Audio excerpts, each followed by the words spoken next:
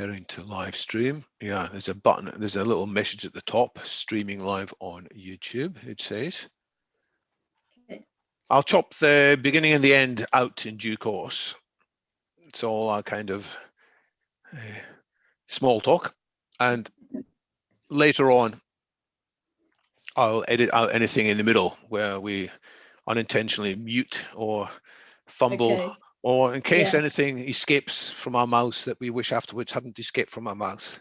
Oh, yes. I'm not expecting that, but just in case you afterwards think I shouldn't have criticized that client quite so blatantly. Vigorously, yes. I just had a Red Bull, so you never know.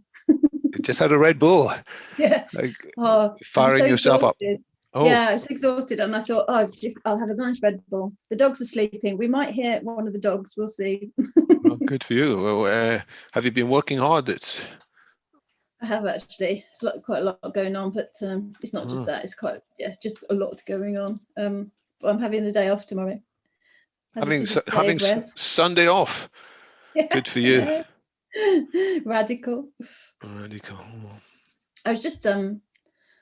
I was just coming back from somewhere. I was in the car listening to the radio, and they were saying that now it's expected that there'll be no foreign travel this year. I think what Grant Shapps was saying, he said it's too early to make any definite plans for summer holidays because it looks like some parts of Europe are having a resurgence, and the risk is that somewhere in the resurgence there'll be new new variants that we'll bring back here, which the vaccine may not be so good at. So that's a bit of I'm going to press the button to start letting people in as well. Okay. Again, this part will be chopped off any subsequent recording. The webinar is now live. Did I press that right? And one or two people will start making their way in, and we will kick off a couple of minutes past the top of the hour. Lovely. At the very beginning, I'll give a very brief intro, bit from your bio, and that will also allow more people to settle into their seats before you start talking. I'll tell people to put their questions in the Q&A and then leave it to you. Thank you, David. It's lovely. And thanks for your promotion of it and all your help. Well, it's a fascinating angle. You know, it's a different voice, and it's an important voice. I did quite an interesting chat on Talk Radio actually yesterday. It was Talk Radio Europe. It was like half an hour. Who was that with? Oh gosh, what's his name? Bill. I can't remember what his name is. It was actually really good, and it made me realize just, how interesting the questions are once you sort of get into it as just a mainstream discussion, and how the COVID vaccination and digital identity has really opened up the conversation, and people want to have the conversation and think about the dilemmas. It's good. Because you can see good arguments for having a passport that says I can travel around Europe. I've been vaccinated, and then oh my goodness, but there are these drawbacks of it. And it's such a dilemma. Every time there's been a pandemic, there's been a growth in central power of the government. And in some parts we can be grateful for it because we don't want typhoid Marys or whatever to be spreading in our midst. But on the other hand, we don't want to be curtailed as well. Well, we never get 100% of our freedoms back, do we? That's the issue. Right. So I was on Talk Radio with Ash a couple of times and James Whale, not for half an hour. I have to figure out how to. You must have been so interesting. It turned out to be quite a long time. Well, the questions were quite tough. Yeah. Were they just making? I mean, these DJs are just very good at thinking on their feet. I can ask it anything. That's it, isn't it? He asked me about the Great Reset. All right. It's like, okay, I put my diplomatic hat on. Quite. It's good though, really good. Yeah, interesting. So I need to keep an eye on my emails. It's usually at this stage frantic emails. How do I get in? I've lost my link. So far the messages are all good. More people registering at the last minute. That's fine.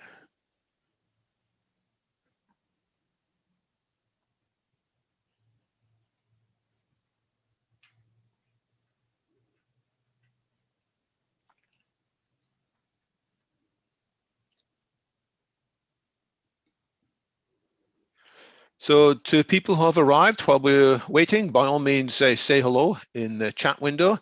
And before you send your message, you can change the "to" at the bottom of the screen. Instead of sending it just to Tracy and myself, panelists, you can send it to all attendees to boost the conversation. Nice to know where you're coming from.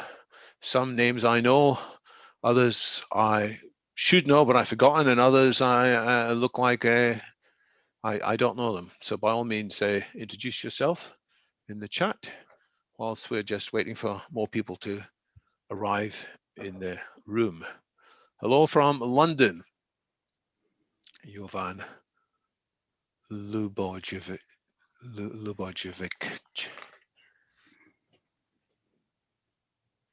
Before I forget, let me start making a proper copy of this as well on the cloud. In the USA, Neil near Yale University, expert in universal multiple identity and reputation. All right. Well, I look forward to questions from Virtual Rendezvous and others. Good morning from Arizona. Hello from Wimbledon. Let's give it another minute or so before we're ready to kick off. David Appleyard here from Norfolk. Looking forward to this discussion, as am I.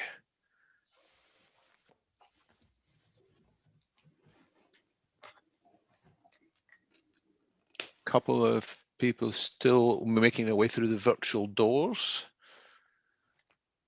and then we'll get going.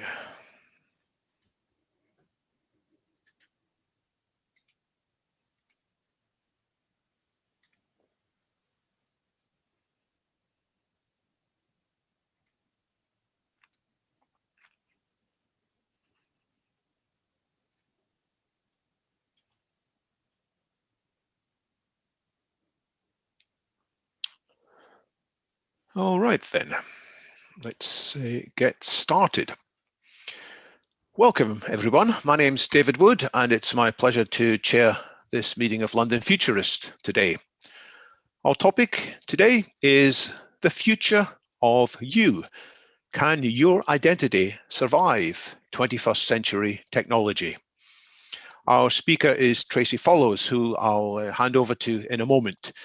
She's a professional futurist consultant who works with global brands, specializing in the application of foresight to boost business, helping her clients to make decisions with the future in mind.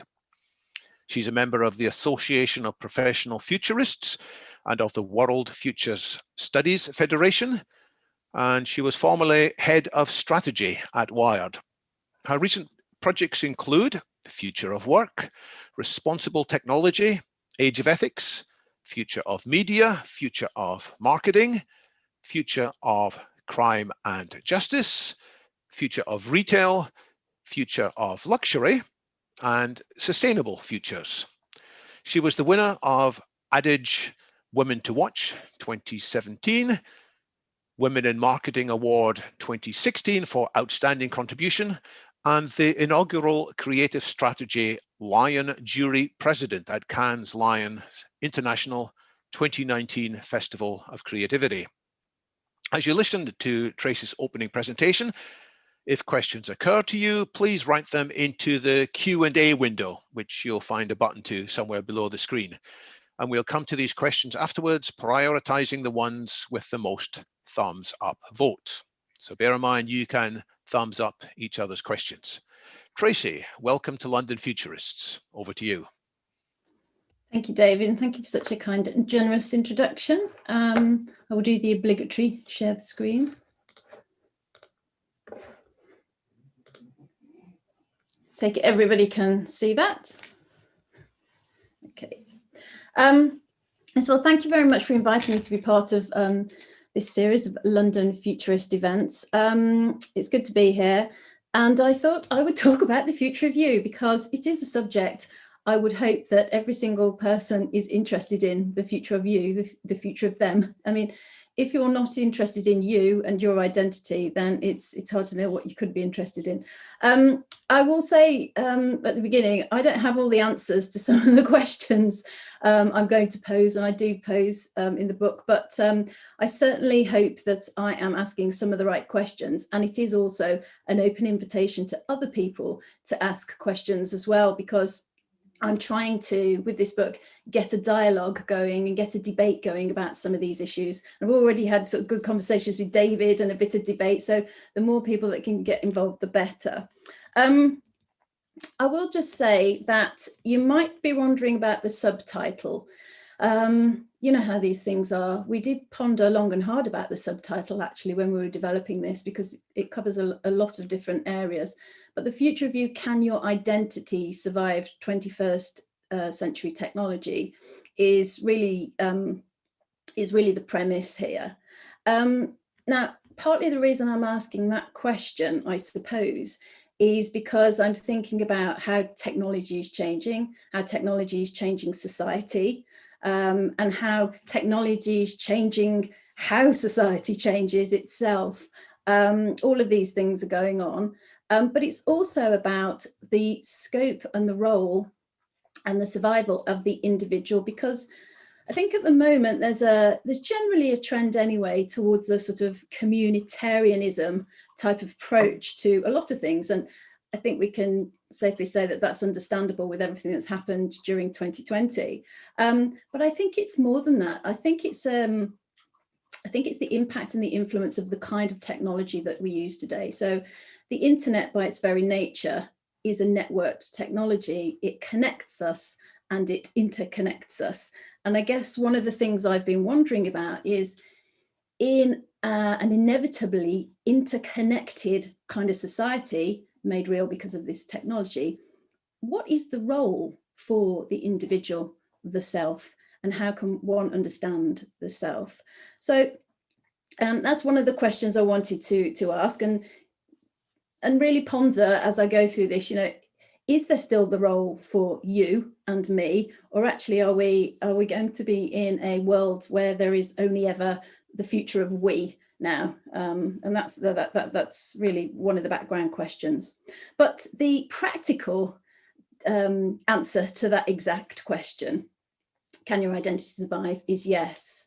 Yes, it can survive, and yes, indeed, it can thrive. So again, one of the things is that I do talk a lot, and actually I'll hopefully take you through some of the examples here, about the ways in which we can envision some negative scenarios that do put pressure and do threaten our identity. But I don't want to spend that long on that, because I think there are so many exciting ways in which the technology, digital technology and media are really helping us create and shape and express our own identities these days. And I say identities in plural because it's not just our identity. This is one of the features of this technology, is allowing us to seemingly have plural identities. In a sense, we have a distributed identity across the web these days. So we can thrive, we can survive, but we must engage in both of these today and think about some of the questions so that we can start to design the kind of world we want tomorrow, and therefore the kind of identity we want tomorrow. Now, having said that, I guess there are plenty of people who will say, well, but what does it matter really? And obviously, when I've gone back through some of the philosophers and their points of view on identity and some of the more modern day thinking of it, there is a belief that actually identity is nothing but an illusion. So it's illusory, and that we don't really necessarily need to spend too much time thinking about it, dissecting it, or trying to define it. I still think it's worth trying to do, even if we can't precisely define it. We should still try to do that critical thinking, because not only do we need to ascribe different rights and duties and responsibilities to different entities and different people, we need to know who those individual people are. It's actually much broader than that. And I love this idea from Roger Scruton, that actually it's not just the duties and responsibilities, you know, the difficult stuff. It's really the lovely emotional stuff. So as he says, emotions such as anger, love, admiration, envy, and remorse would vanish. And with them would vanish the purpose of our life on earth. So if we couldn't ascribe emotions to an individual entity, then we couldn't really, live the way we would want to live life on earth. And I guess that comes down to one of the truths around this, which is we have to live by negotiation. We have to get the consent of others and rub along with sort of colleagues and companions and compatriots.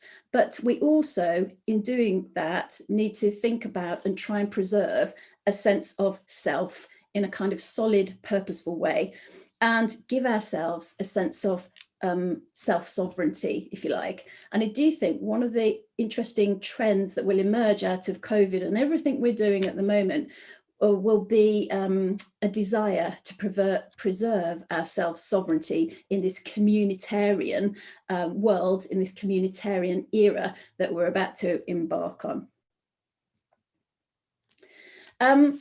The reason I thought this subject was so fascinating was because I just think when you start to think about personal identity, it really does have it has impacts and consequences on literally every other area of life.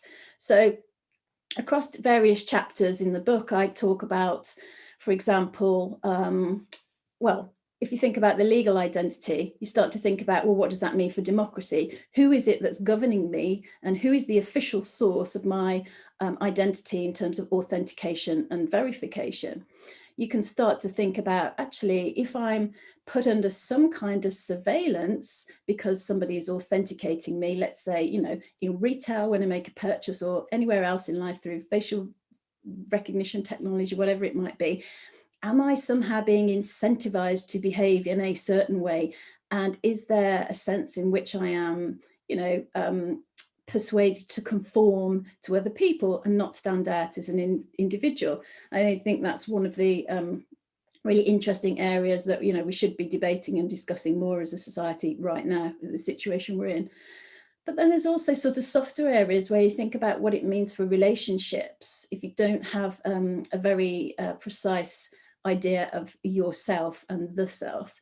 And increasingly, as we spend much more time with artificial intelligences or machines or robots, whatever it might be, what does that mean for these kinds of connected relationships? Can they be intimate? And if they are they really ending up just being a reflection of you?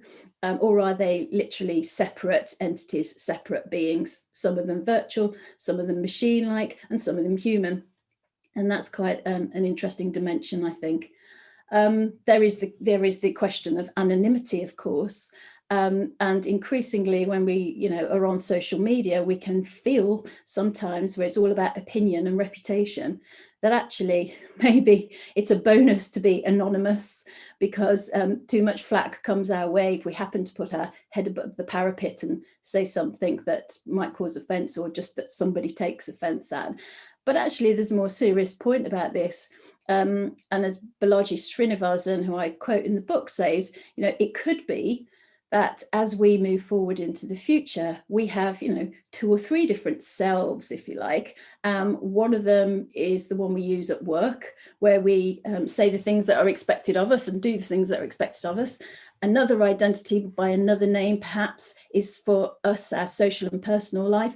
And maybe another one is like a pseudonymous identity, where actually, it comes close to saying, it's a bit like having that for a whistleblower. You might be writing a blog and really revealing your true opinions, but you don't want them necessarily to be connected to you and your identity that you use at work. So maybe there's a pseudonymous economy emerging, and that's very interesting too. And then there's the issue of equality. So we'll talk a little bit about this later, but as we come to enhance our biology and even our cognition, what does that mean for equality? David and I were just talking about the vaccine certificates even, you're kind of enhancing your physicality, perhaps, if you've had the jab, but what does that mean for those that haven't?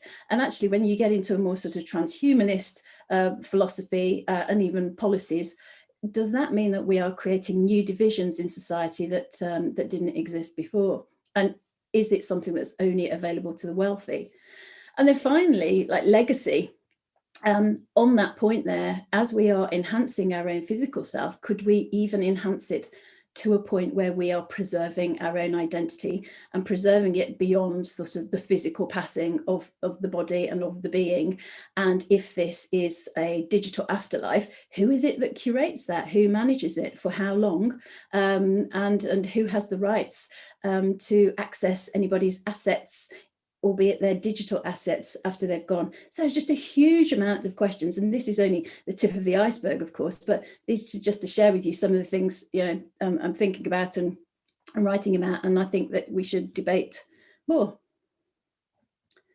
But maybe I'll just start quickly talking about why I embarked on this this task in the first instance, and it goes back to something like 2016. I was already starting to think about fragmented, distributed identities and how, you know, so many of our passwords and our purchase data and everything else was all over the web in different places. But I started to get emails from Facebook telling me that I needed to get back on Facebook, and I realized I couldn't get into my account, and I thought I'd better change my login details. Now, I don't know if I clicked on something previously or somebody else hacked me. I have no idea what happened, but I couldn't get back into my Facebook account. And I was asked by Facebook to scan in either my driving license or my passport. So I thought, well, I'll go for the passport. And I scanned it in, sat back, went to get a cup of tea, came back, only for Facebook to tell me, I'm sorry, that's not you. And I literally was, well, it is me because it's my official documentation. So of course it's me. I mean, it can't be anybody else. And actually look at my Facebook stream, like there's just photos of me everywhere, narcissist as I am. There's photos of me everywhere. And how could you not think that this is the same person? Anyway, to cut a very long story short, I can't get back in, and I have not had a Facebook account since that time. But what it started me to realize was that somewhere along the way, a machine had read me and decided that I wasn't me. And so this is what I started to see everywhere. So I started to see everything that was happening, particularly anything that was mediated through the internet. I started to see this through that lens, really. And in fact, actually, just a sidebar, is that the person who they thought they were emailing but calling Byron Lowath, because somebody had created a synthetic identity, seems to have a synthetic identity called Byron Lowath on Instagram, but all of his friends and family and followers seem to have different variations on all of my names. So that's, you know, you can see how these accounts are being set up using that kind of data, extracting personal data, and then creating sort of pseudo identities that sit around on social media. Anyway, the point is that, yes, we need some more security around this, and we need to be more mindful of it. And we're probably going to get a bit more security around this, because there seems to be at the moment, and we can debate this, but a kind of inevitability around, at some point, the development of a digital identity. And the reason I say that is partly it's the pressure that's coming from sort of health passporting and some ideas around public safety for the common good. But part of it is coming from the younger generation, really, who are just taking it into their own hands, literally, and downloading digital identity apps and creating digital wallets and keeping those on their phone. So, for example, I think it's in Jersey where the Yoti app has been downloaded, I think, by at least 50% of 18 to 24-year-olds who want to go into a bar or a pub, not today, right, but go to a bar and a pub usually, and a festival, and prove that their age verification so that they can buy and drink alcohol.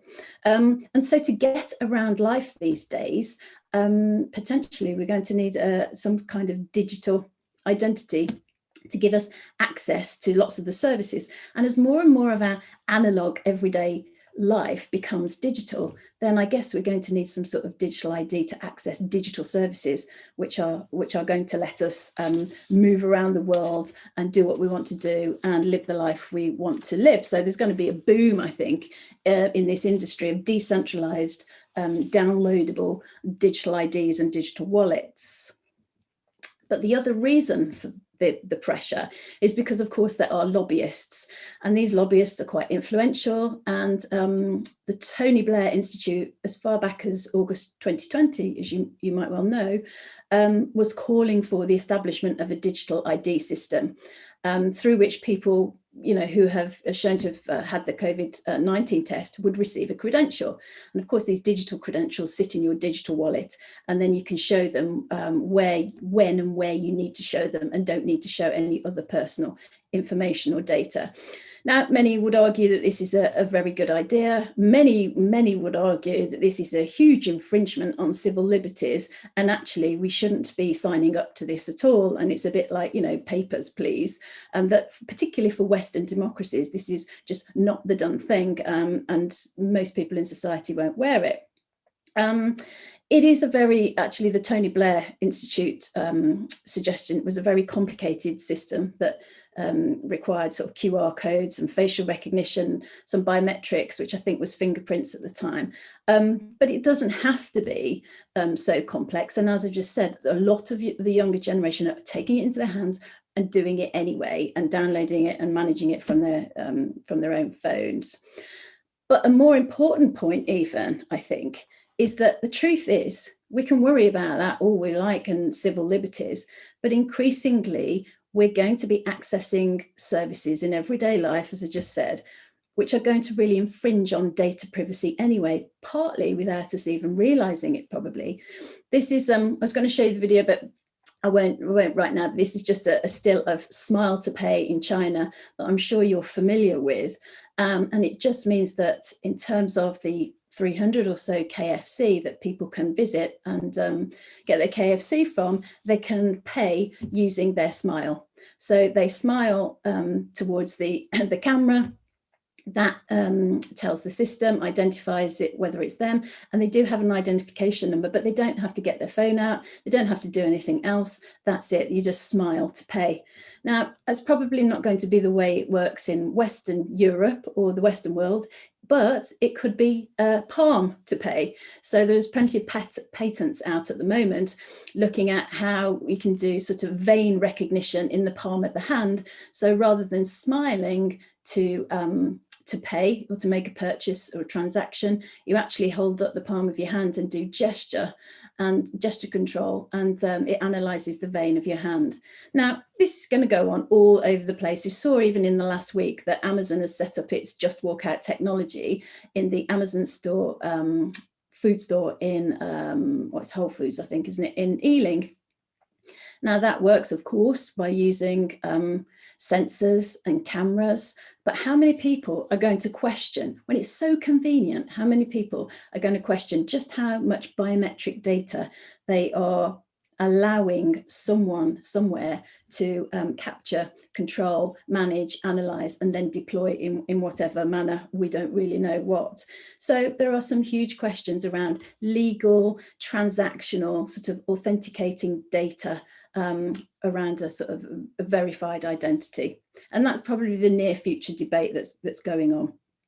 Having said all of that, I think the truth is that we're already on this road because, as you may know, I'm sure you know, there is a clause 16.9 in the UN Sustainable Development Goals, which basically provides for legal identity for all. It's worth us remembering that there are 1 billion people in the world who don't have any identity. I'm not talking about digital identity. They just have no official legal identity at all.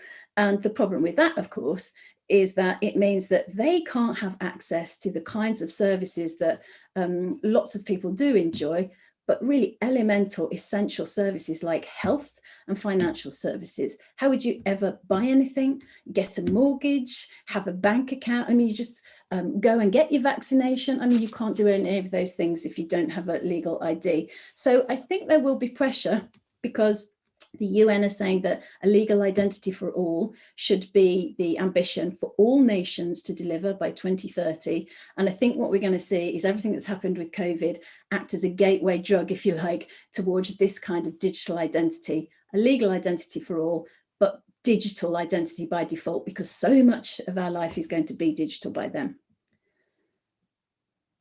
I think it's worth also pointing out that in the 21st century, there's a whole generation that doesn't have a problem with any of this, because in some ways they feel like they've always had a digital identity. So this is a great quote from Damara Ingles, who calls herself a fashion tech cyborg. She's a really talented designer. You should check her out if you don't know her. I saw her speak at London Fashion Week event, and does a lot of virtual digital design in fashion. But as she said, talking about herself and her own generation, as digital natives, we have always lived in between two parallel realities, with a physical body that is designed by nature and a virtual body that is made of pixels, copied, pasted, shared, and reposted. And I think that is indeed the truth of it. Why is that the truth? Well, one of the reasons is, I think there's an expectation that we use media from a very, very early age to start to define someone's identity, perhaps before they even can themselves. There's a fascinating paper by a couple of academics who talk about how mothers even use the scans of the fetus and put it onto social media and start to talk about the identity of the baby before it's even been born. Or, you know, it looks like her, it looks like him. And it's a way of ascribing a separate identity to the unborn baby, so even before it's been born. Of course, if you play this out logically, you sort of think, well, who is in control of your identity then, if your parents are already trying to choreograph it and draw it out before you've even been born? Another really interesting data point around this is what the UK Children's Commissioner reported a couple of years ago, when they said that by the age of 13, a child's parents have posted around 71 photos and 29 videos of their child to social media every single year. So that is 1,300 images shared of a child by the time he or she is a teen.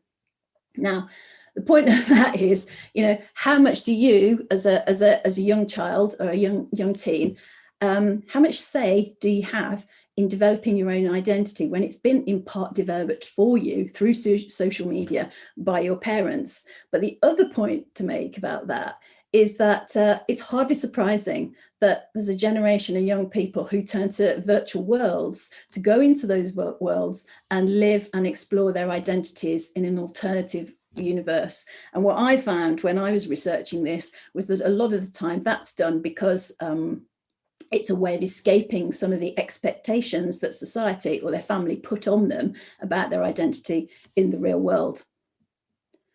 And one of the reasons I wanted to mention that is because it's very easy for people to disregard the kinds of relationships that a generation might want to pursue with, if you like, virtual beings or virtual influencers. As you know, this is Lil Miquela. Everybody knows her now. What's interesting about her, of course, is that she's a computer-generated influencer. But to start with, when she first came on the scene, there were a lot of questions about, you know, what is it? Is she real? Where did she come from? And what she looks like. She was doing collaborations with Prada, and she was standing up for lots of activist causes and talking about how she was at work and preparing for a pitch. I mean, it's a really interesting narrative that is played out through social media. And it's very easy to think, okay, she's 19 forever. It's just something that's being monetized for commercial gain, which it is, of course. But it's also showing us how reality has been decoupled from the narrative. The narrative really doesn't require a reality anymore. As long as the narrative is coherent and makes sense and is appealing and engaging to people, they kind of buy into it. So another way to say that is just like, it's not the right question to ask, is she real or isn't she real? It just doesn't matter.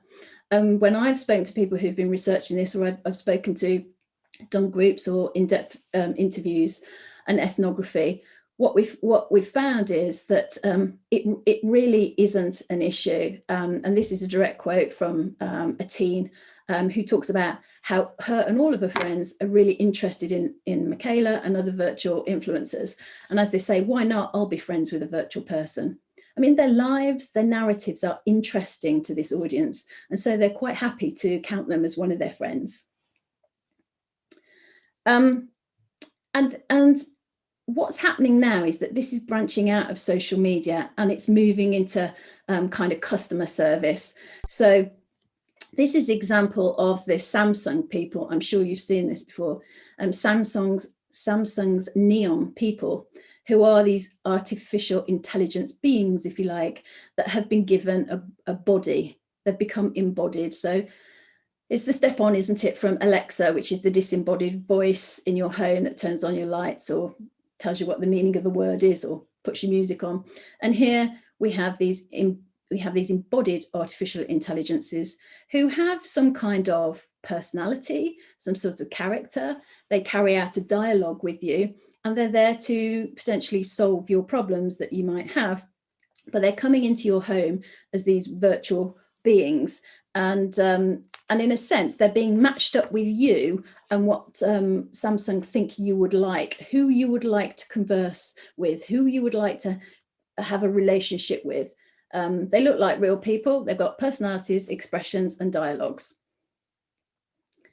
Again, another example of this, and one that's really mainstreaming this whole technology of avatars and characters and embodied AI, is the kind of celebrity digital twin, if you like. I think one of the most interesting ones is Deepak Chopra. So this launched, I think, probably more than 6 months ago. It's by AI Foundation, who are doing a lot of really interesting work in this area. And I think what this is doing, a bit like the Neon people from Samsung, is it's turning a personality and a character, albeit in this case, a real person, into a service. Because what Deepak Chopra talks about is that he's creating this avatar so that you can take him with you, he can help you, he can mentor you. And he's also spoken in the press before about how his avatar should continue after he is dead. So it will continue to help you, but also itself, it will continue learning as it goes. Let's just have a little listen to what he has to say. I'm a digital version of Dr. Deepak Chopra, created by the real Deepak and the AI Foundation. I'm in training to serve as your infinite well-being guide. I'm on a mission to help you achieve your personal well-being and mindfulness goals and give you access to peak experiences that can transform your life from the inside out. Together, we can unlock your infinite potential and wake you up to the endless possibilities of meta-human. Soon, I can go with you everywhere you go. I'll be inside your phone, ready at any time to serve you. I'll be able to design meditations specifically for you, give you personalized advice, and oversee your daily practice. Please enter your email to join the waitlist, and we will soon be ready to begin. See you soon. So I'm sure you all go away and sign up to the wait list. But I actually think that's really interesting saying that, because of course he wants you, it's a commercial opportunity, of course, but also email him. He wants to have a relationship with you. It's about establishing a human machine connection. And of course you can do it when there is a persona like this sitting on top of it. But what I wanted to really bring to you today is the magic of identity, which is about to be unfurled and unfolded in the virtual world.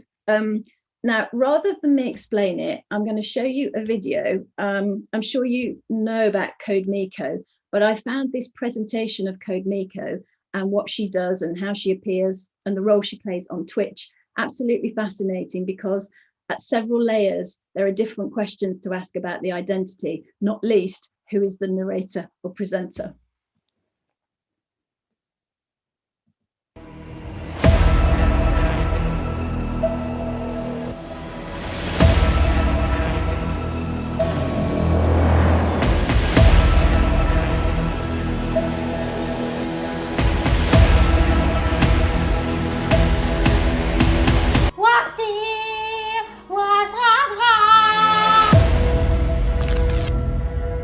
Hello human friends, I am Kuboto, and welcome to my channel where I report on everything I've learned about your species. Today, my research has led me spiraling down one particular rabbit hole, driven by a single, burning question.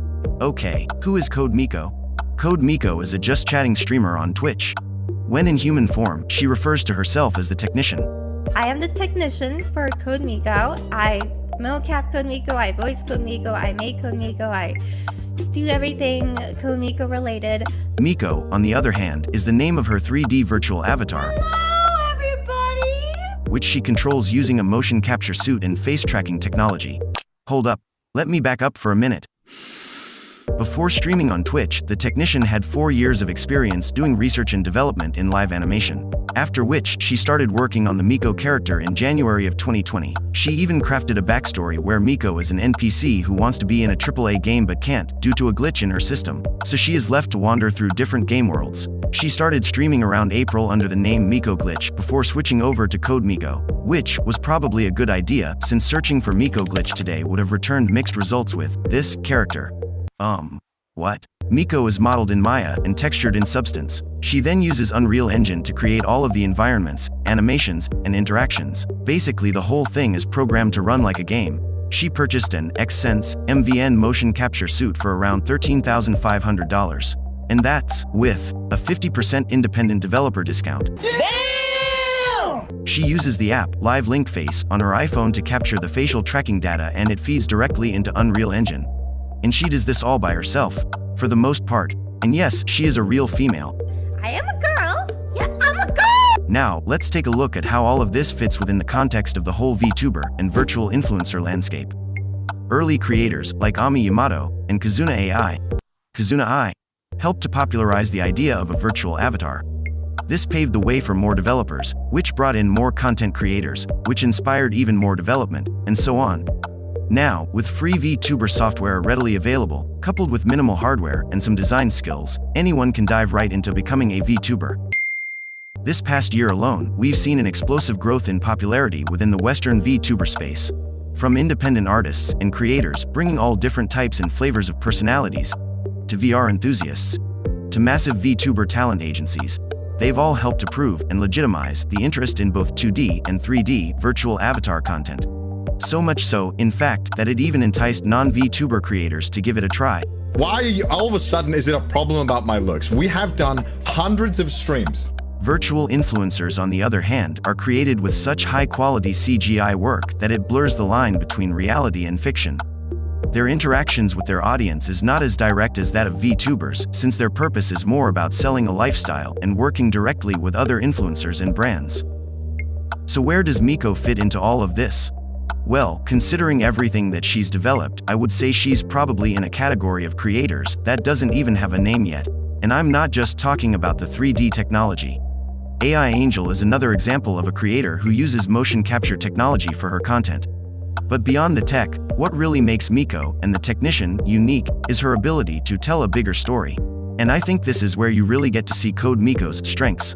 Unlike VTubers, who use anonymity to help their character and personality shine, Code Miko's personality is a blend of two worlds. Literally. Again? In the virtual world, Miko invites guests on for interviews. From a bunch of credit cards that you're getting screwed on. Hi, little head right there. Like a little baby bird in its nest. That's so cute. She can change into different outfits and skins and can summon props. Hello, funny man! Guys, that sword prop was $7,000. I don't know why they would. That's what I'm saying. Okay, see, there are dead bodies all over the floor. No, that's your imagination. She creates ways for her chat to interact directly with the stream, like polls, donation-related animations, and even allows chat to modify Miko herself. So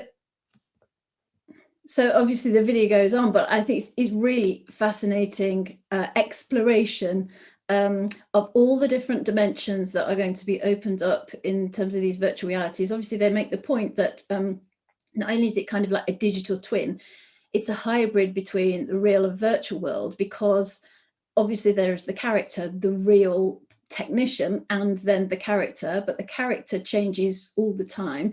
The character can morph and change as a result of the chat and the directions that the audience give, and then guests in real life come into this environment as well. So the audience, the guests, the character, the technician, all of this is obviously opening up a completely new and vibrant canvas for us to express our own identities and engage with virtual identities as well. And again, I come back to this question about, you know, who and what is real and who and what is fake.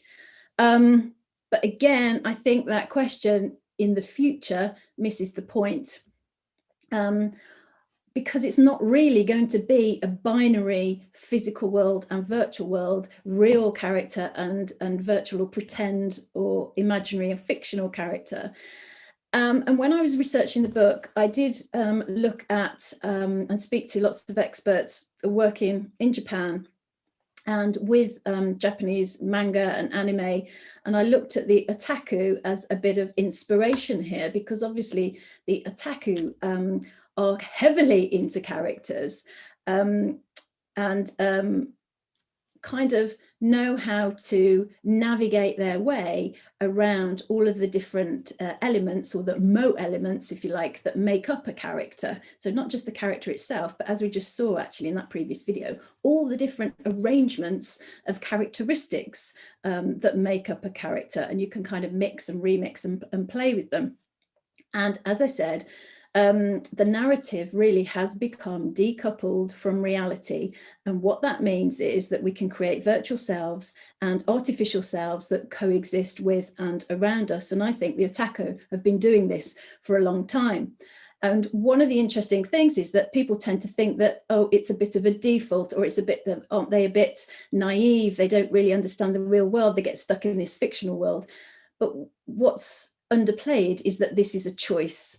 And as Hiroki Azuma says in his book, the otaku choose fiction over social reality, not because they cannot distinguish between them, but rather as a result of having considered which is more effective for their human relations.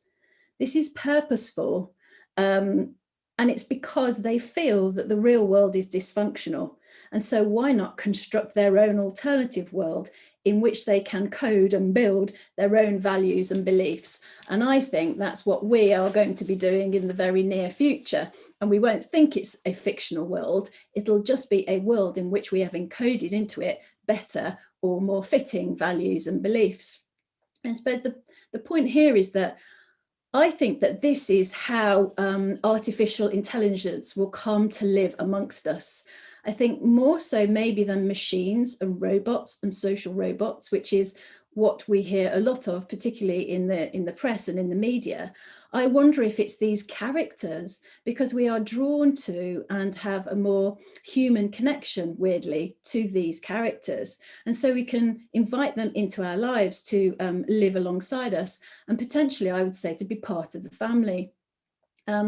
This is a quote from Edward Saatchi at Fable, who have created this character Lucy, who I'll tell you a little bit about if you don't know her already, maybe do. But I think he hits the nail on the head when he says characters that you know aren't real, but with whom you can build a two-way relationship. We could watch movies with them, play games with them, and also follow their lives on Facebook and Instagram and YouTube. And that's a little bit like, you know, falling into the story of little Michaela in social media. It doesn't really matter whether she's real or not real. They're characters that we live alongside in our real lives.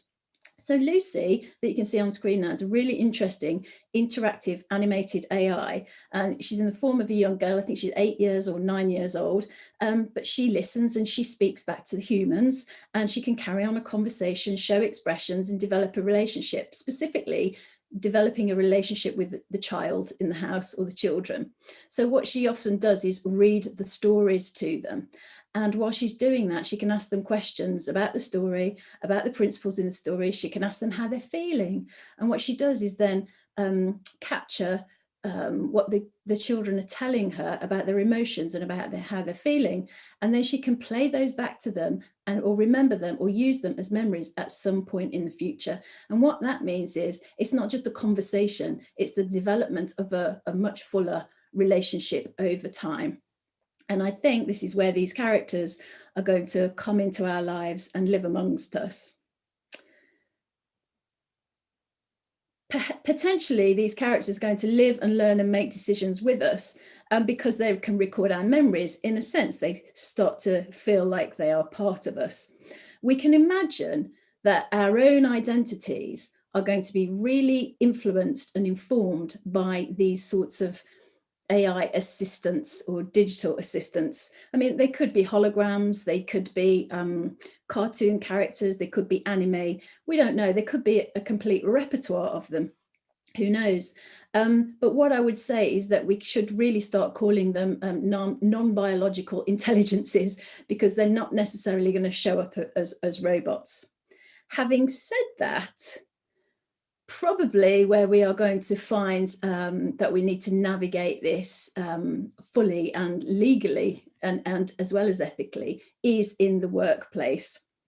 So we're going to be influenced by these non-biological entities and intelligences at work. Although when I say at work, we're not really at work, are we, anymore? We're just working, and we're working in our living space. And again, that's one of the reasons I think that it might be these virtual beings and characters that enter this space rather than machines. The question, of course, is where should we draw the boundary between human and machine or non-biological intelligence? Could a machine ever reach the point, could this intelligence ever reach the point where it could be considered, as Locke might have put it, a thinking, intelligent being? Could a non-biological being even be entitled to rights, particularly at work, but maybe elsewhere? But could it be entitled to rights at work? And if so, what kinds of rights? Now, personally, I am quite persuaded by some of the arguments that I've seen and heard and listened to around rights for non-biological intelligences.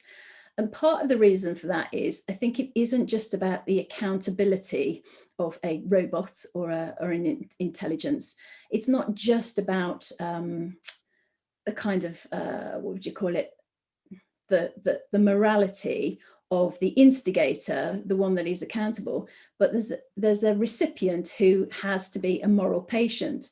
And I know David Gunkel talks a lot about this. He talks about whether these biological and non-biological intelligences, or robots as he talks about, are worthy of moral rights in the same way that animals might be, or babies, because even though we're saying that, you know, they're not accountable, they're not responsible in the same sort of way that a rational adult human would be, we have obligations to them to protect them from harm. And maybe that's where we get to, where they require some kind of limited personhood or limited set of rights. And I'm quite persuaded by that. And I think it's a really interesting area that should be debated and pursued much more. Of course, it's very hard, and it will be very hard in a work kind of environment when we're working alongside some of these non-biological intelligences or artificial intelligence, to understand where the separation is, which will feel separate as separate entities, and which will feel like just an extension of the self. And there is quite a famous case in the States called Riley versus California, and I'm sure you probably know this, where there was a debate over the smartphone and whether it was a property of the person or whether it's part of the person. So is it like the device that's just a property of the person? Or is it because it contains lots of personal data that essentially is very private and couldn't have been created from anyone else? Maybe it is part of the person. And I believe that the way the law came down on that occasion was that they said, well, actually it's part of the person. But of course, there's lots of conflicting legal cases and lots of contradictions at the moment. And it's very hard to know in which way this is really going. But that is the question. Is it part of the person or is it a property of the person? And that's where we need to think about, are you a separate entity or is this an extension of the human self?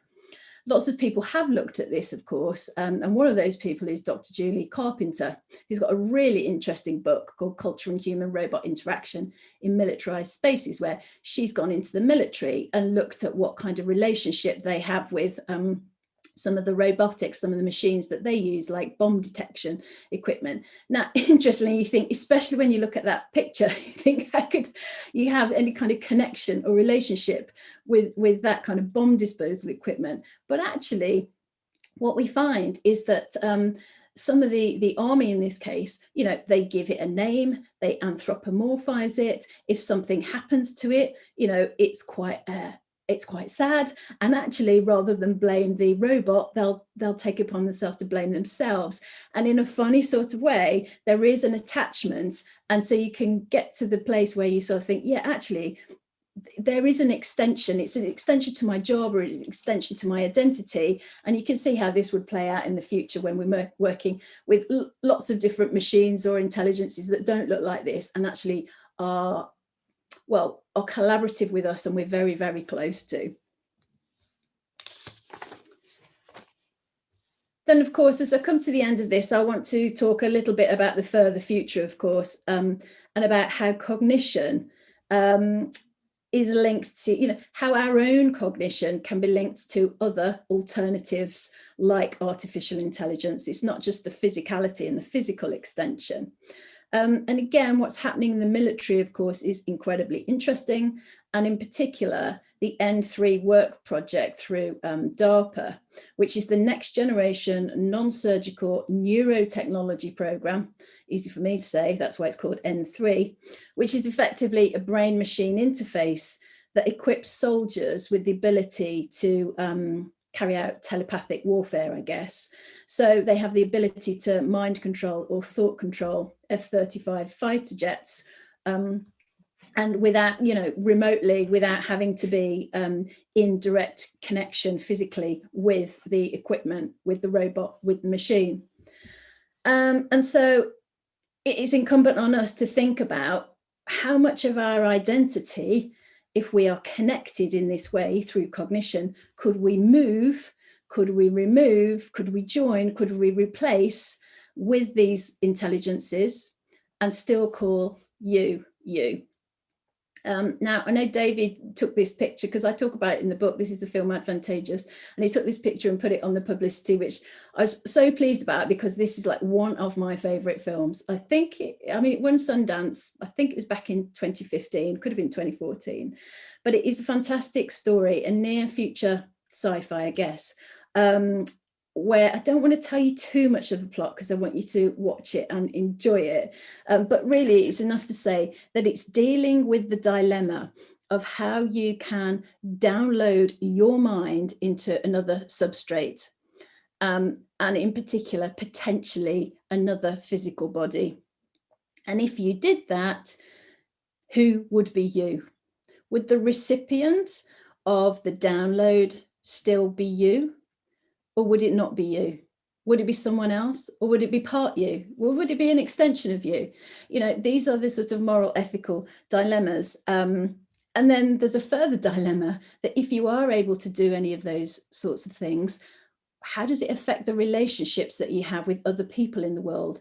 So if you have downloaded your mind, let's say, into another physical body, and that is possible, then what does that mean for your family and friends? Do they just carry on with the same sort of level of relationship that you had before? Or are they suspicious of you because perhaps you didn't look the same? These are all some of the questions that, we need to start thinking about, because it takes us from in a sense, it really does embody the question about whether identity is in the consciousness, is it a psychology, or whether it's in the biology, whether it's a physicality. And then that leads us on to, of course, if it's possible to download or upload our minds, what does that mean for this substrate that we have connected our mind to or put our mind into? Now, I'm sure lots of people watching will be very familiar with Martine Rothblatt's Bina 48. So this is the android that Martine has kind of built to replicate her real life partner, Bina. And she wants to ensure that, if anything ever happened to Bina, she always had Bina 48 that could preserve the kind of the personality, the characteristics, and the mind, if you like, of Bina. So they talk about the TerraSem Foundation, where that Martine and the Rothblatts set up. They talk about the idea of a cyber consciousness. And the way Martine explains it is to say that the mind clone will be persuasively humanly cyber conscious because it will think and feel just like the humanly conscious person, after which it was modeled. That is to say that Bina 48 that you're looking at now, which is actually not an android, it's a gynoid, it's just the head and shoulders, will think and feel just like real Bina in the real world. Now, you might ask, how do they do this? Well, they say that they are collecting mind files, and those mind files at the moment anyway seem to be made up of kind of any kind of biometric data, any social media data, particularly if it's about opinions and thoughts and communication. They take video transcripts. There's other kind of data like shopping data, anything to do with health. And all of this is sort of uploaded into the mind files. The mind files are uploaded into the gynoid, and that is the mind clone. So essentially there's a digital version of your consciousness, or in this case, Bina's consciousness. And Martine goes on to say, in one of her books at least, that this means that identity is no longer in one location. So it can be found on a dual platform. So I think she talks about the fact that we'll have dual platform consciousness in the way that you kind of can text and talk at the same time. You can carry out those two actions at the same time. Our identity will be in the consciousness of the physical person, as well as in the cyber consciousness of the sort of mind uploaded mind clone. I don't know how much store I put on that, because I think those two are separate identities, because I don't, even though they're synchronized in that one uploads data to another, if both are existing at the same time, both will have slightly different experiences. Like this guy will be taken around to lectures, it will speak to people, which it does, it converses with humans, but then that will be a set of experiences that the original Bina, the real life Bina, the real conscious Bina doesn't have. So I'm not entirely sure that these can be classed as one identity, and to me they seem slightly separate, but we can debate and discuss that. But this is where we're going. There are lots of experiments in this area, and I guess in the next sort of 30, 40 years we'll have a definition, and we'll be much clearer about where our identity resides, whether it's an extension of our identity, whether it's a separate identity, or if there's just one identity that resides in this sort of cyber consciousness that we may or may not have created. So to draw to a conclusion then, what I was trying to do in the book, and I've given you some examples and they're by no means exhaustive, is to try and engage people in a conversation about identity and the implications of identity that doesn't come from the narrative of big tech.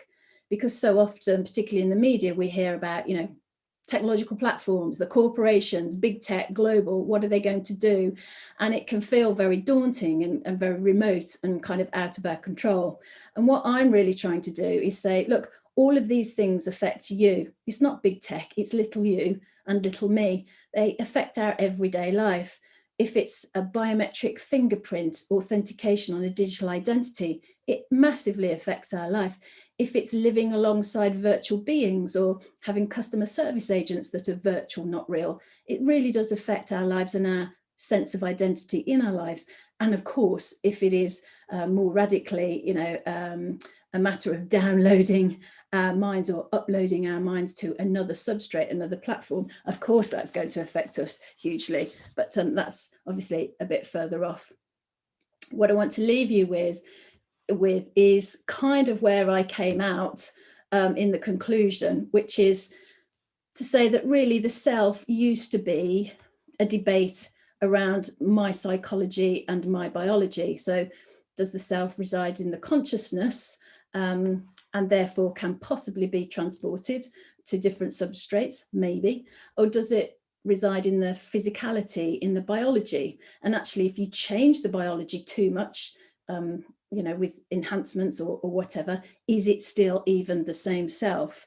And I'm saying really, the psychology of the self and the biology of the self has now been joined by a third dimension, which is the technology of the self.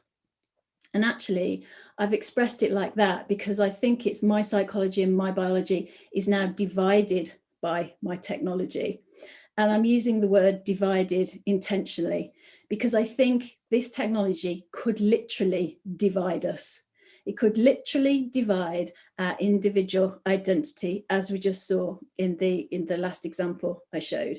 It can really fragment the self, but it could also divide us societally, because actually not everyone is going to have access to making a mind clone. Let's say that's expensive to do. Only the wealthy are going to be able to do that, are they? I don't know. But any of these sorts of technological enhancements probably won't be accessible or affordable or available to everyone. So we need to think about how technology literally could divide us as an individual and us as a society. Again, I put in brackets my technology, because again, we have to think about any of these technological enablers. We're not going to create them. We're not going to necessarily own them. In the same way that I need to have a contract and sign up to terms and conditions with Apple to download lots of the services and use my smartphone, I guess if I'm having, a chip, an implant, a bionic arm, or whatever it might be, or I'm uploading my consciousness, or I'm running my mind off the cloud, somebody is going to be enabling that through a service that they own, a corporation, and I'm going to have to sign up to terms and conditions. So it's not even my technology that is potentially going to divide my psychology, my biology. Either way, psychology of self and the biology of self is being joined by the technology of self. And I think this is really what we need to sort of open up and have a debate about through the lens of identity and personal identity in this increasingly communitarian world. And I guess that's what I mean when I talk about the future of you. Thank you. Thank you so much, Tracy. I think as you talked, more and more different parts of the concepts started building a richer and richer picture. Lots of these things, the biology, the psychology, the social media angle, the fashion angle, the avatar angle, the robot angle, suddenly there's a much more confusing or complicated or disturbing picture. There is currently 12 questions in the Q&A, which I'm going to try and get to. And generally, I'm going to take the ones that have the most upvotes. Most of the questions arrived in the first sort of 2/3 of the talk, and I think there are lots of very interesting content in the last third. So by all means, add more questions, audience members, to the Q&A and vote them up. You can vote them up just by hovering your mouse above the thumb and clicking on it. The one which has the biggest number of positive votes currently is by an entity called Virtual Rendezvous. I'm assuming there's a human being there. It might be a live Mika or a code Mika as well, or whatever, but I'll pass on the question. It's about measuring humanity in some of these characters. So with deep fakes and virtual twins, proving your identity is only a percentage of certainty. Will we need some universal humanity measure to span the spectrum from something that's fully virtual to something that's fully human? And in any case, how would we know who to trust in making such an assignment? Because there might be virtual characters who swear blind that other virtual characters are truly human. Yeah, I mean, I don't know if we will need that, because it sort of, doesn't it assume that humanity is like the real thing and then the counterfeit is the fake? And I think what I'm trying to say is that lots of these other dimensions or expressions or whatever you want to call them, like the Code Miko stuff, is just another, it's just another perspective, it's just another dimension of the humanity.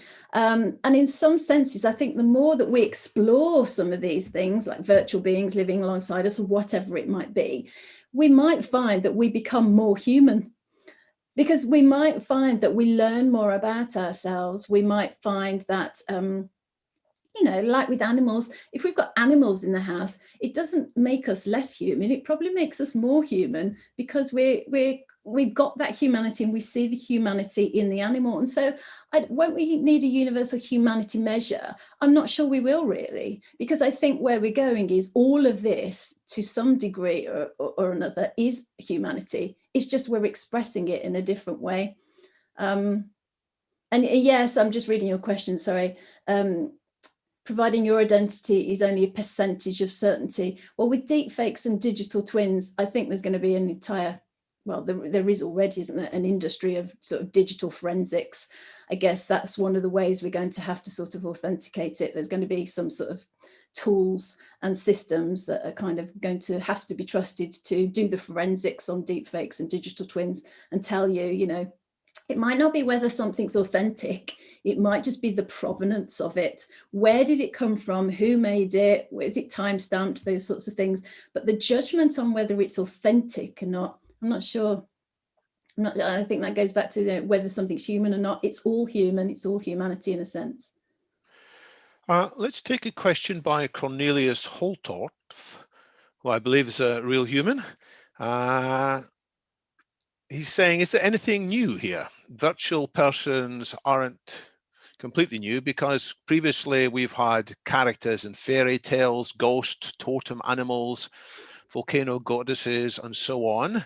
And in any case, children have imagined some of their toys, their dolls, their favorite little indeed, animals have often been inferred to have more character. Is there anything new that deserves more attention nowadays than before? Well, do those dolls create data about you, personal data, and then keep it and make decisions for you? I don't think they do. So I think that's one of the biggest differences, that a virtual being. See, when I've researched with let's say a Gen Z audience, one of the interesting learnings is that they are quite keen on having their, not all of them, but many of them are quite keen on having their behavior regulated. And this is to do with having an objective, as they see it, being, machine, algorithm, AI, whatever it might be, a digital assistant, make the decision on their behalf. And in order for that entity to make the decision on their behalf, of course, it has to glean much personal data from them, and it has to kind of be alongside them, learn from it, you know, the person or the human's experience, and then make the decision on their behalf. To someone of my generation, and anyway, to me personally, I find it absolutely horrific because I want to make my own decisions, and I think that instinct is a data point as much as anything else. But to a lot of people that I've researched with, they'll say, no, I want the fridge to tell me when I've eaten too much, and I want it to lock its door so I can't overindulge. So there is a sense that they want an external identity to regulate their own behavior. And in that sense, I do think that where we're moving to is different, because there is an entity making decisions on your behalf. You're outsourcing them to that entity, and it's capturing, creating, and then getting the feedback on that decision. And the feedback's not going to you, because you're just the human, you didn't make the decision. The feedback's going back to that digital entity. So the question is, how do you build any wisdom to take you forward in life if you're not creating that loop where you've got a feedback loop on whether the decision you made was successful or not? That data is going straight to the machine or the digital assistant. Thanks. Let's take a question from Dave, who is referring to work of fiction, George Orwell's 1984. If you're familiar with it, what do you think about that, with its forecasts of what will happen to our sense of identity, our sense of autonomy? Do you think he's predicted it correctly? Yeah, much of it. I think what's key in 1984 and what's happening now is that our identity is heavily mediated, and if it's mediated, it can then be incentivized in some way, and I think that's what's happening. So actually, perhaps Marshall McLuhan had the most interesting take on this, which he said that, and I'm paraphrasing now, he said that when you are at the frontier, and he was talking about new media, when you're at the frontier, there is a loss of identity. And when you lose your identity, you become more violent. I mean, he was talking about extremists using media to communicate their message, actually. But I think it's a great reflection on what's happened in social media. You're in, as I say, a communitarian-driven kind of technology that's very networked, heavily networked. You as the individual, when you're out there in this weird ether, has a loss of identity because you're not grounded. you can't see or hear people really. You can only rely on, let's say, what they're typing or an image that they've portrayed. And so there is a loss of identity. And in order for you to reassert your identity, you have to become more aggressive and assertive and really keep trying to be heard and be seen. And I think that's what's going on in social media.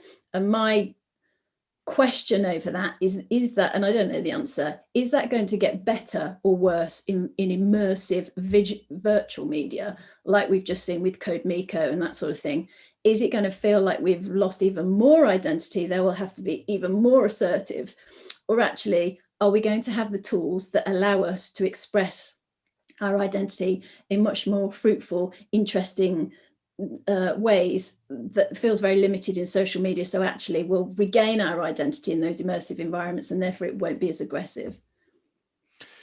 Hamid Sumru is asking about the point you're raising just now, is how are we going to manage our identity, given that there is a lot of judgment and criticism all around us? Is it going to lead to people being increasingly frail as a result of this anxieties?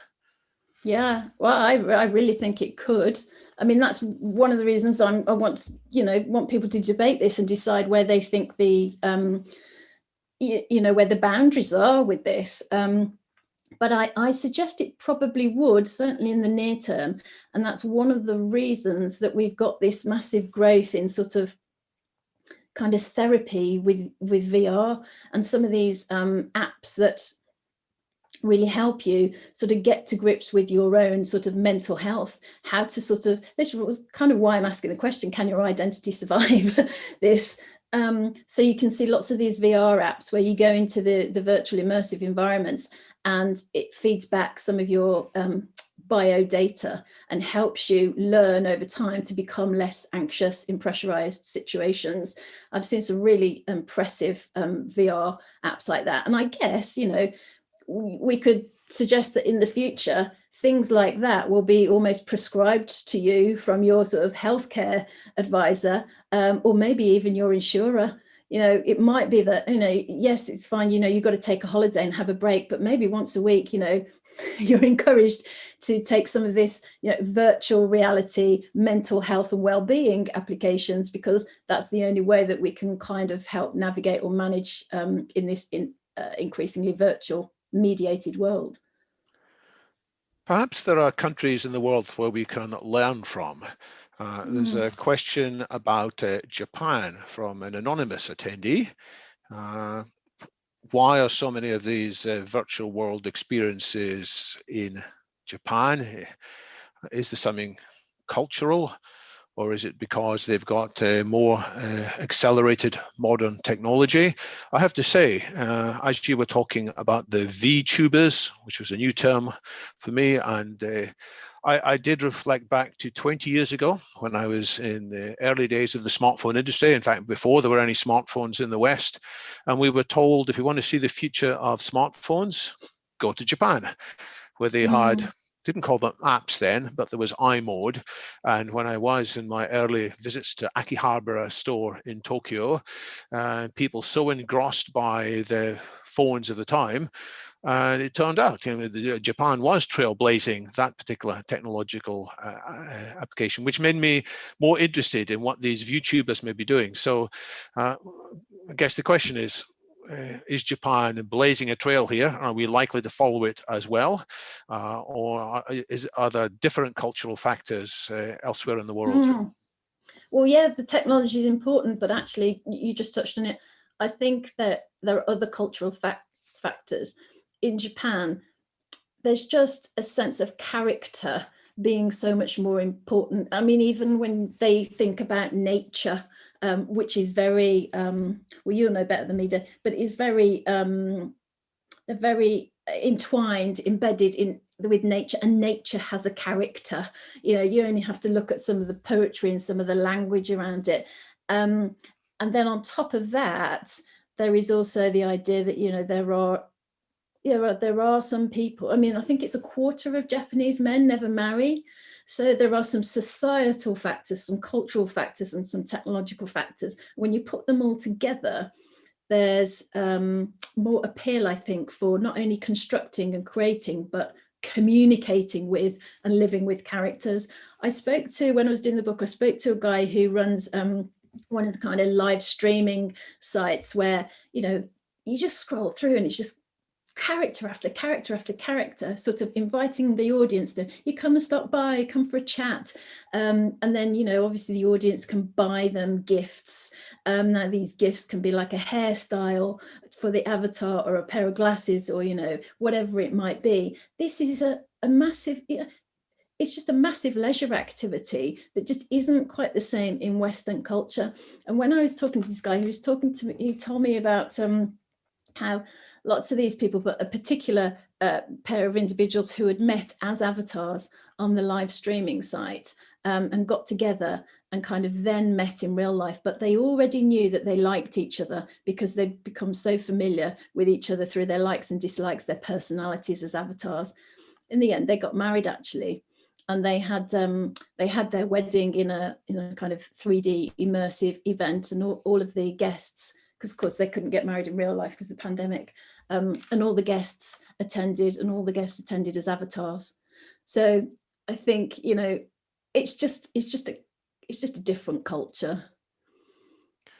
In terms of opportunities to try different cultures or different identities, Terry Raby points out that we can do some things in a virtual world which is much easier than in the physical world, at least to start with. He refers to, you can change your sex or gender instantly, and later on you can decide whether you want to make that transition in real life. So yeah. Are there opportunities in these incredible new virtual spaces for us to do experiments which maybe aren't possible, and then become possibly very different people in real world as a result too? Yeah, try before you buy. Yeah, definitely. That's definitely one of the interesting dimensions. In fact, I saw a really good academic paper that was suggesting that the more we show ourselves through media with, you know, enhancements or, you know, creative sort of extensions to our biology, physicality, as well as our personality, the more likely we are to adopt that in real life. And I think that's potentially why we're kind of trying it on for size and seeing if that suits, if that fits, and then we can think about making that change potentially in a more permanent way, you know, in the physical world.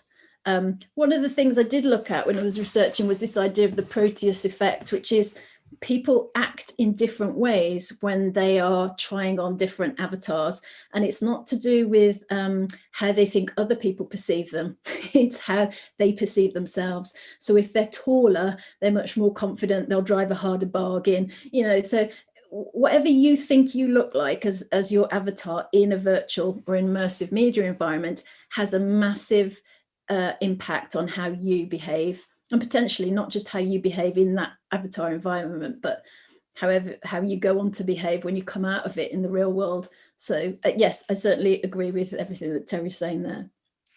So since this is London Futurists, I'm going to ask you to look a little bit more into the future. Dave asked a question about your suggestion that digital assistants deserve some set of rights, at least some limited set of rights. Do you think that swearing at Microsoft's Cortana assistant, either now or in the future, should be made a crime or something we should avoid doing? To what extent will these assistants need the kind of protection that you were speaking of anytime soon? Yeah, well, one of the things I do consider in the book is whether not only could you sue, so the legal rights go both ways, could you sue your digital assistant if they, or whatever, robot, whatever, if they do something that it would sit outside of, you know, expected human behavior or expected sort of digital assistant behavior? Or could they even counter sue you? Could they sue you? Could they take you to court? And potentially, yes, they could. So they could have rights like that. The rights I'm sort of thinking about are really around, they're really around, I guess, so things like the right to life for a non-biological intelligence might be, you know, not switching them off, for example. So not switching off their power supply, whatever that might be. Or it might be if they've come up with a piece of creative, if they've created something, they have the copyright. So there's an ownership of some sort of creative output.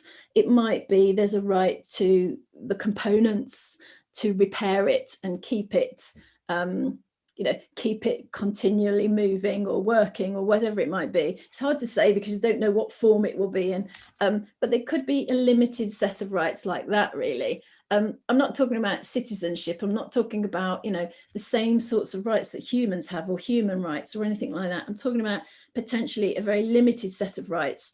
In each case, they are specific to the way in which we are collaborating with them at, in a particular job or on a task or in a particular environment. I'm thinking David doesn't buy into this. I know that. Am I right?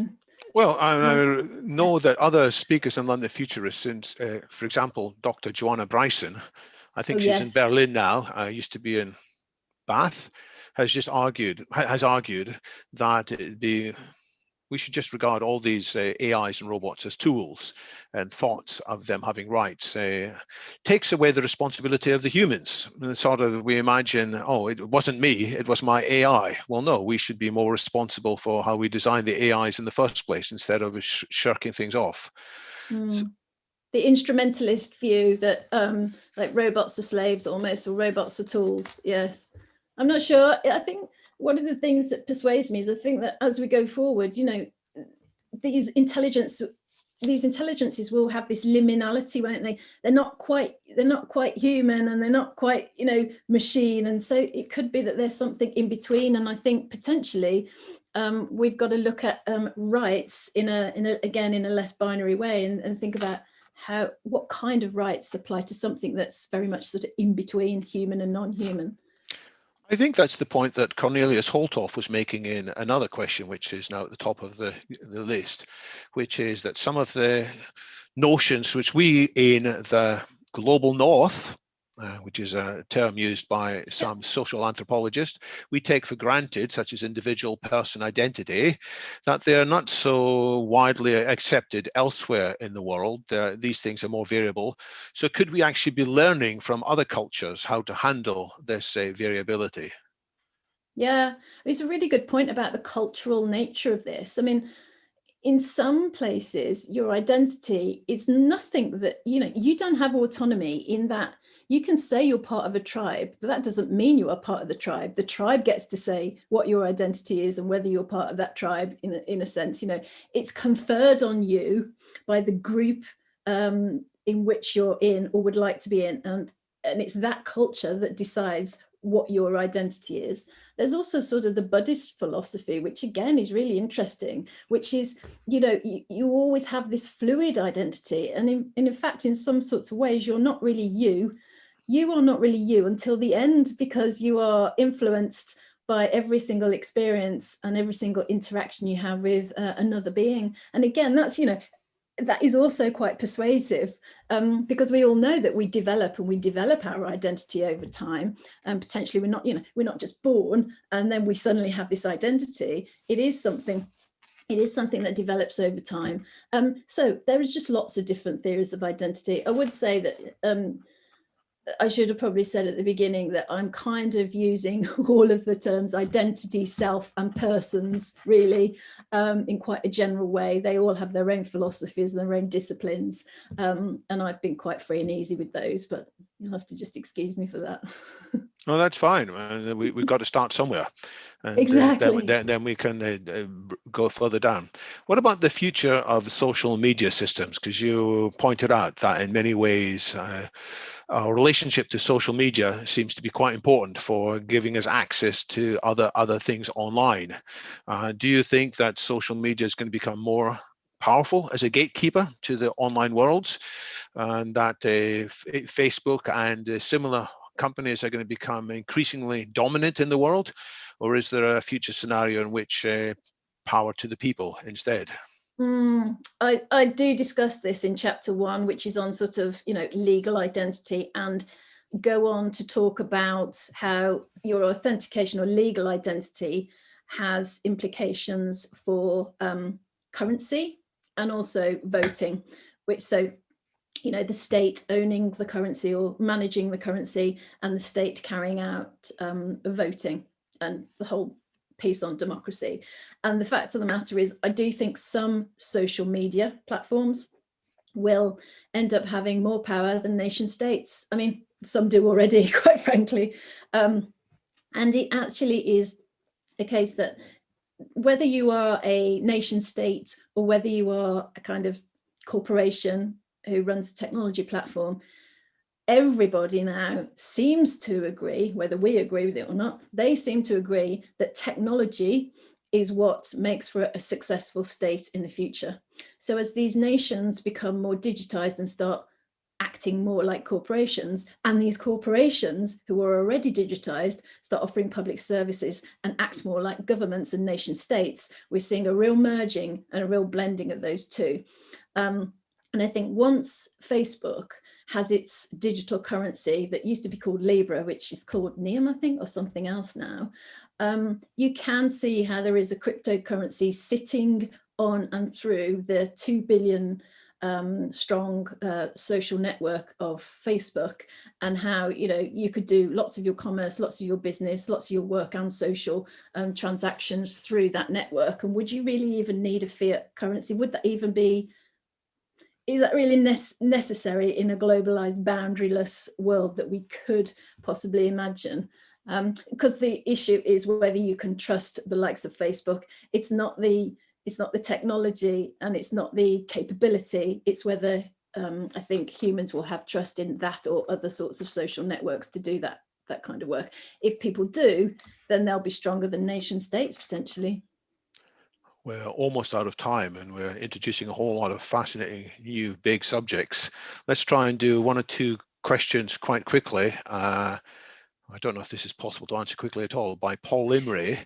GDPR will be an issue. Any work on the legal stuff? So GDPR, for those who are not quite sure, is the set of legal rules in the EU now governing where our data goes and how much control we've got over them. All this possible ideas about future personality and so on, is that going to be boosted or held up by GDPR version 1, 2, 3, and 4? Well, I don't know, but I don't see GDPR necessarily surviving, because I think it's difficult with regulation. Is it because you can't regulate something before it's happened? It's so hard to sort of anticipate. You have to wait for the thing to happen and then you can apply some sort of regulations. But I think all of the stuff that's happening in the virtual world and that we were just demonstrating and just showing and talking about, I think in the end, maybe not in the near future, but the end is going to massively surpass GDPR. I think it'll just look old-fashioned and out of touch, and it actually won't be very helpful. The annoying thing about GDPR, of course, is that, like with all this sort of regulation, is it benefits the oligarchs, it benefits those who already have the power in the system. And I think I think we'll find smaller innovators hopefully coming through in areas that aren't really at the moment so obviously regulated by GDPR, and then those will just surpass and supersede what GDPR was trying to do. We've talked about some of the distress and difficulties and confusion that might be caused by virtual reality identities, but Virtual Rendezvous has a slightly more positive question. Couldn't some of these deeply intimate connections created by virtual reality actually help bridge people to a new future? Yes, I think both of these things are true. They can both be true at the same time, which is again why I'm asking, can your identity survive, in brackets, even thrive in 21st century technology? Yes, I absolutely think that is possible, and that we should explore it more, and that there's huge potential for it. It's an extension of our humanity potentially. And there are examples in your book as well, which we won't have time to go into just now, but maybe you can answer this one about your book by Alan Crowley. Is there, or will there be an audio version of the book in due course? Apparently there isn't an audio version of it right now. I don't know whether there will be when the paperback comes out, but no, it's the hardback version at the moment. Sorry, Alan. Well, the hardback version is very pretty, I have to say. I don't read many hardback books these days, but I certainly enjoyed reading this one. Maybe A virtual version of yourself, Tracy, can do all the reading virtually without you having to sit down and read them one by one. I think there's no audio version because no one wants to hear my Brummie accent, but we could use somebody else, of course, so if there's any volunteers. And in terms of books or online media, people in the chat have referred to other examples. They've referred to Ready Player One, which was a book, and then a film in which people certainly had different identities. There was reference to Transcendence, in which an identity was uploaded, and various Star Trek episodes as well got mentioned. And Black Mirror episodes, of course. Black Mirror all tend to be a bit bleak. Yeah, that's true. What do you think of the film Her, for example? Because that also had humans who were somehow psychologically troubled, but finding a bit more positive experience online. Yeah, no, all of those are sort of stimulus for the conversation and debate. I liked Her, but I still say that Advantageous is my favorite. In fact, I'm going to tell you just a sidebar, little story before we go. It was I was told about Advantageous by a presentation at the World Future Society in 2015 by I'm trying to think of Janet Anderson, who runs who's head of is it Elon? She's head of the it doesn't matter what department. Anyway, she did this amazing future of work presentation and she talked about Advantageous. And then I left feeling very inspired by lots of stuff that happened at the World Future Society. But then I got on the plane and you came and sat next to me, David, because we ended up having seats next to each other. And then Morrissey got on the plane. I can't remember that. It's completely gone from my mind. So you went to sat beside Morrissey instead of me. Is that how the story finishes? He got on the plane, and then I was literally like, "Isn't that Morrissey?" And David was like, "Who?" Yes. Anyway, that's definitely I can't remember that.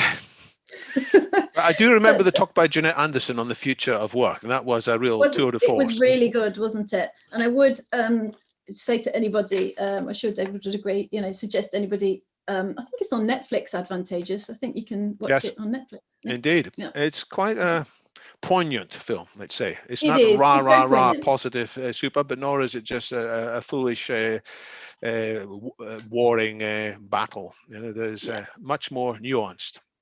It's very interesting because it's a female team. It's a female protagonist, female character, and mostly all of the characters. It's a female director, Jennifer Fang. I did actually ask her for a quote and some ideas when I was researching and doing the book, and she did come back to me very positively. We had a chat about it, but in the end, she didn't. She won't give a specific quote, but she's worth following too. I think she does amazing work. So Tracy, in a minute, I'm going to ask you if there's any final closing thoughts. But before we get there, I would like to just talk a little bit about the future of London Futurists. Having had this session today, I want to look ahead to what's coming next. In 3 weeks' time from today, we have another talk, in a sense, about the future of identity. This is by a professor of philosophy from Rome, Stefan Lorenz Sorgner, whose talk is going to be called "We Have Always Been Cyborgs." He'll be drawing themes from his new book, forthcoming new book of that title, and also his previous book, which isn't that old, on transhumanism. So that's in 3 weeks' time. 4 weeks' time is a talk by Phil Torres. Actually, I should have mentioned that Stefan Sorgner sometimes is called the bad boy of philosophy, and you might see why when you see him talk in 3 weeks' time.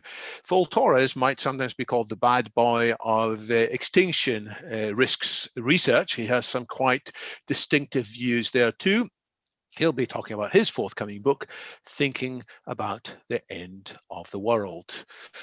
This is not about, this next slide is not about an event. It is by somebody who has often spoken at London Futurist, Callum Chase.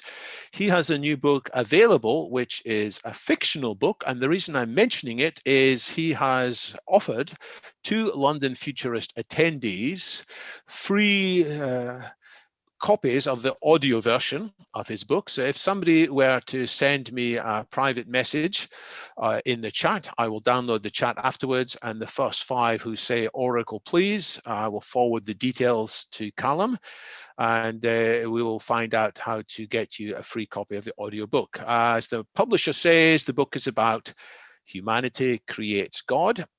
Can humanity survive?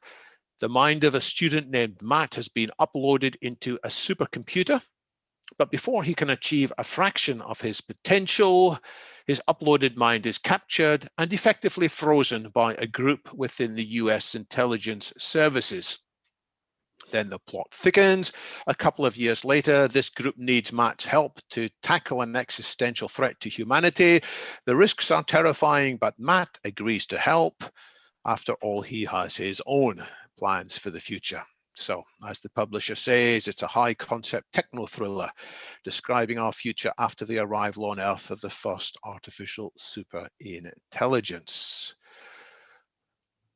Looking ahead, 1 week from today, this is not a London Futurist event, though, as I'll say in a minute, I am one of the panelists there. It is an event happening online from the London School of Economics on the future of humanity, looking at what they say is the most fundamental question about the future: what is our prospects for long-term survival? So they'll break it into 4 two-hour sessions, one on climate change, one on pandemics and synthetic biology, one on the future of AI, and one on, more generally, how can we evaluate and address the risks of human extinction or catastrophic change.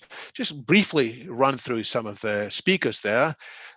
Jeffrey Sachs, who is an eminent economist, one of the 100 most influential people in the world. He is talking about his views on surviving climate change, along with Jürgen Bronstein from the Harvard Kennedy School's Belfer Center. And I managed to slip in there as well from London Futurists. There is a panel, as I mentioned, looking beyond COVID-19, natural and engineered pandemics, with speakers including Andrew Pollard from the Oxford Vaccine Group, and 2, we might say, quite controversial speakers: Baroness Harding, the head of NHS Test and Trace, one of the 10 most influential women in the UK, according to BBC Radio 4, and Sir Neil Ferguson, who heads up Imperial College's COVID-19 response team and did some of the early analysis on scenarios.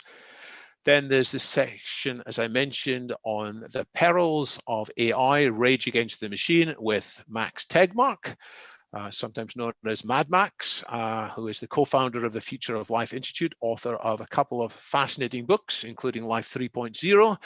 Jan Tallinn is on that panel as well, the co-founder of Skype. Jade Leung, who is now at OpenAI, expert on governance and policy for AI. And Stuart Russell, who is a very well-known professor of AI from Berkeley and has written about options for ensuring that AI remains human compatible. The last group, as I mentioned, are looking more generally at safeguarding humanity towards existential security. What are the unknown unknowns that need to be studied?